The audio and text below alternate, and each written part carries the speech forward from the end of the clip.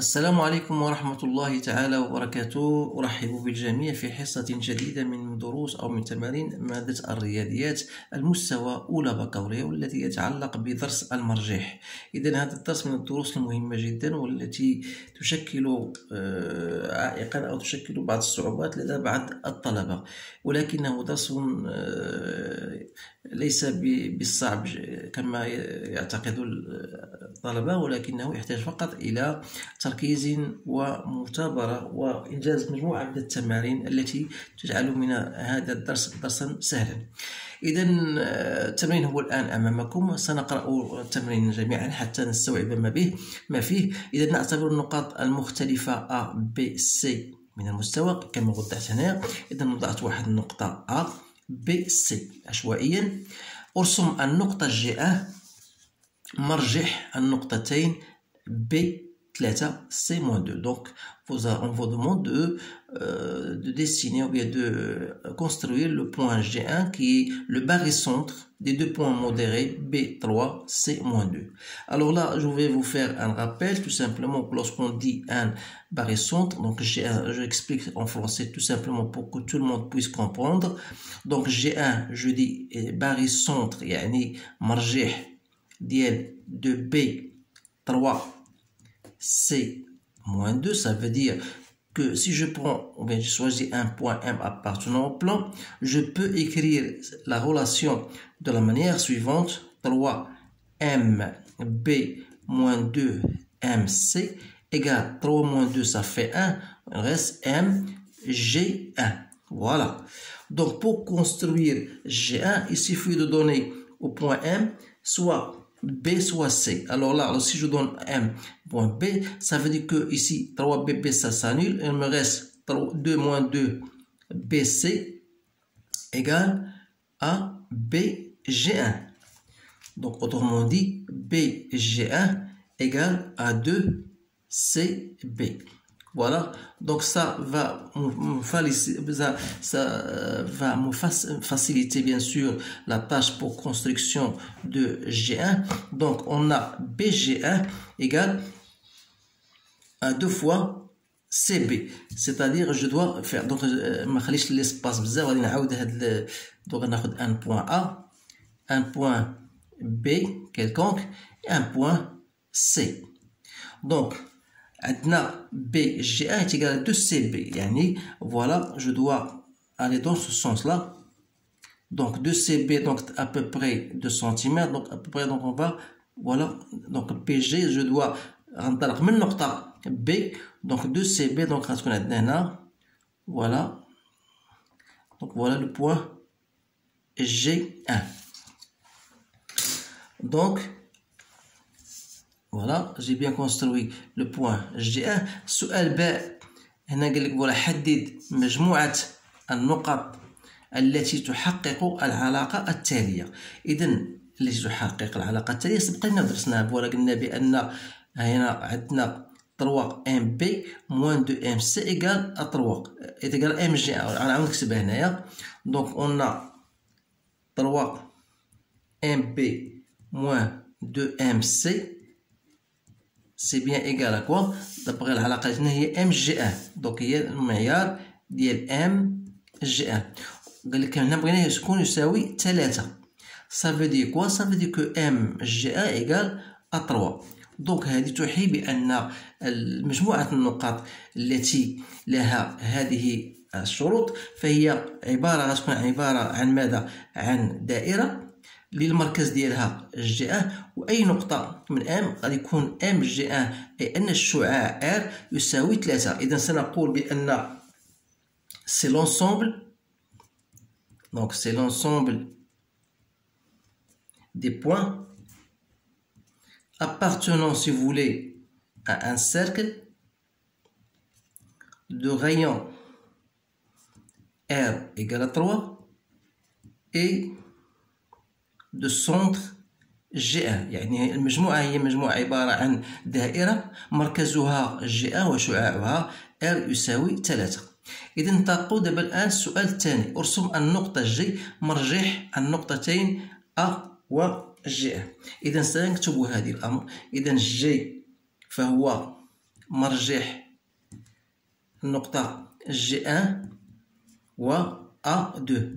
إذا نفس الطريقة لتكون ام appartenant à مستوى بي on aura m G1 plus 2MA égale à 3MG. C'est-à-dire, si je donne à M G1, ça veut dire que j'aurai 2G1A égale à 3G1G. Autrement dit, G1G n'est autre que 2 tiers de G1A. Voilà. إذن هاد العلاقة غتعطيني غتمهد ليا باش ننشئ جي. إذن عندنا جي ان جي، فوالا جي ان جي إيت إيكال لو دو تيير ديال جي ان ا. إذن فوالا جي ان ا هي هادي. إذن يكفي نقسمها على 3 الأجزاء.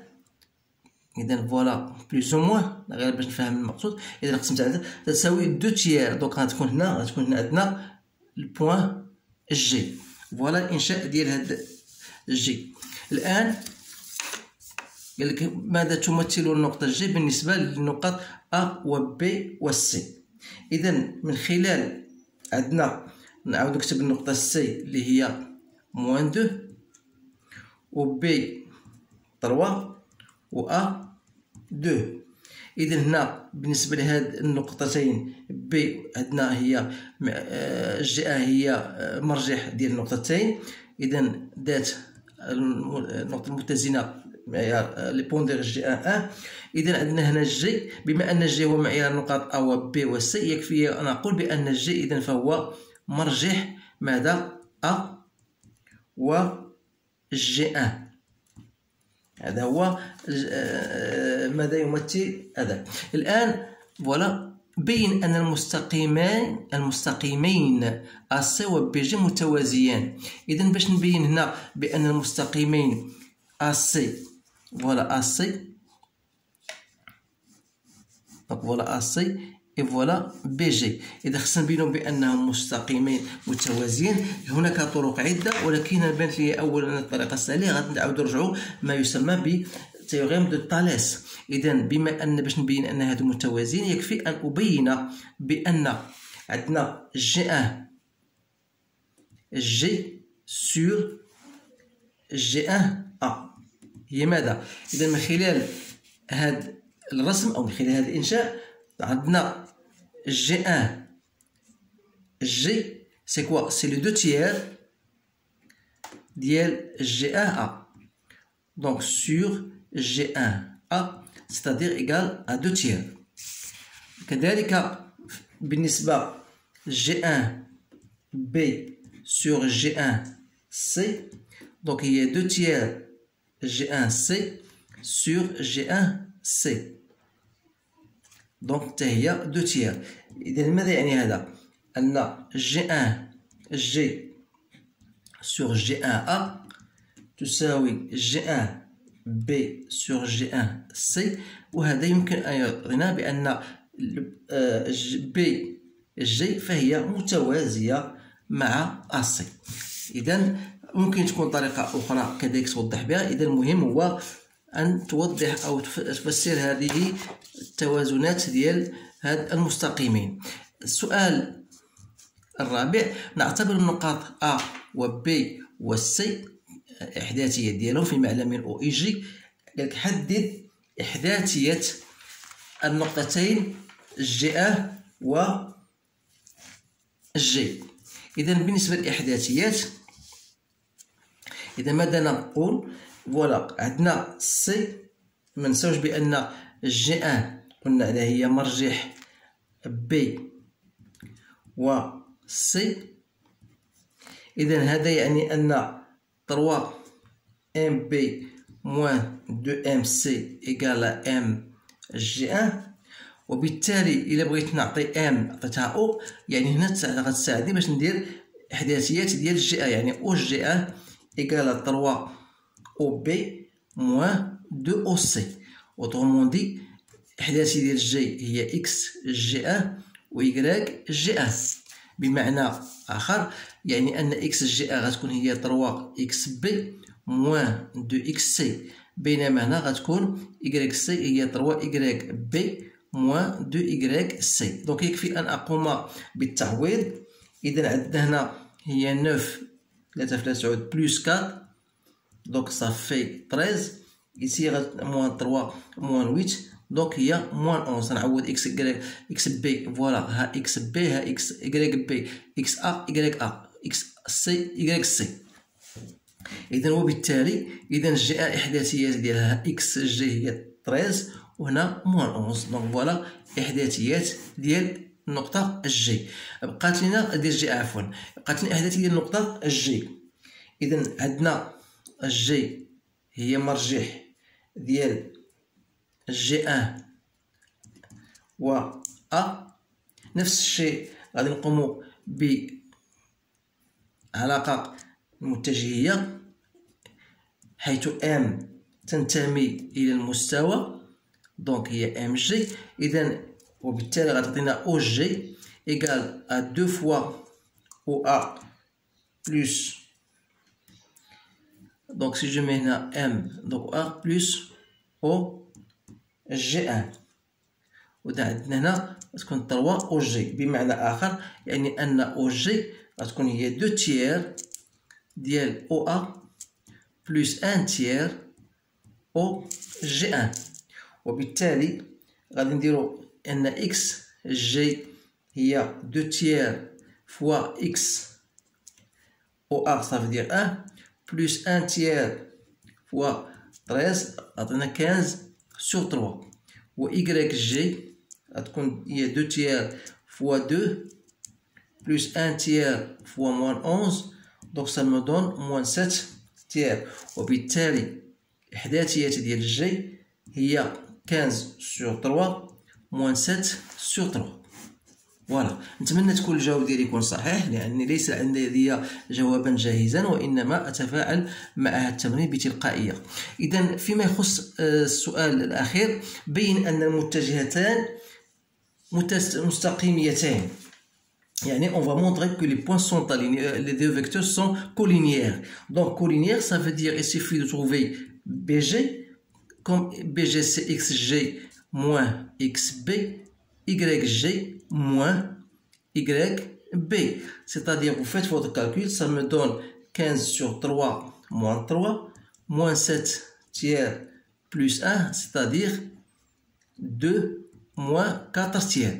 Donc voilà BG. Les coordonnées les coordonnées bien sûr de BG. Alors pour AC, la même chose. Donc on aura directement l'application. Je vais remplacer. Donc ça me donne, ça veut dire que AC, les coordonnées ديالها هما moins 3 et 2. Donc لاحظوا معايا مزيان، تلاحظوا بأن BG n'est autre que moins 2 tiers de AC. إذا مما يعني أن BG و AC ce sont deux vecteurs collinéaires، وبالتالي نقول بأن BG مستقيميتان. إذا فنقول BG و AC فهما مستقيميتان، أي متوازيتان أو مستقيميتان. إذا فوالا الجواب على هذا التمرين. إذا أتمنى أن أوفق في طرح هذه الأمور ببساطة وبتبسيط حتى يفهمها الجميع. إذا في الحصص القادمة إن شاء الله إذا كان هناك بعض التمارين، لأن هناك تمارين شيئا ما صعبا شيئا ما، سأحاول إدراجها في مقارب إن شاء الله. إذا أشكركم على انتباهكم وأتمنى لكم حظا سعيدا، والسلام عليكم ورحمة الله تعالى وبركاته.